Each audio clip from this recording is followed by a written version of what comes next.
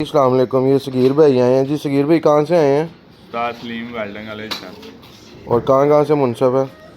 Cantt cup से और चरड़गांव से आर बाजार वाले कप से। खुरम भाई के कब से? जी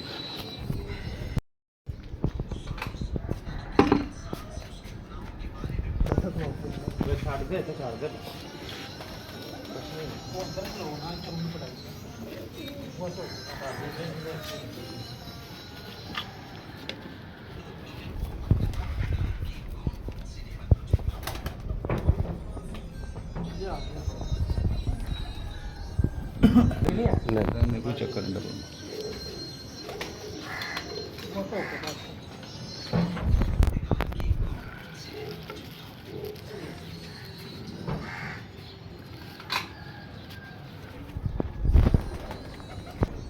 सर साढ़े 20 लाख की कबूतरी ठीक है जी।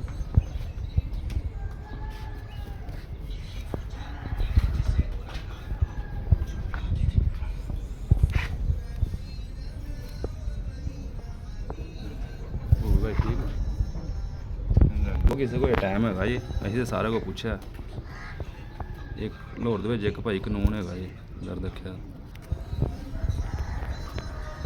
जी। शकीर भाई हो गई हैं? ਹਾਂਜੀ ਉਹਨਾਂ ਟੇਬਲ ਦਾ ਕਿੱਥੇ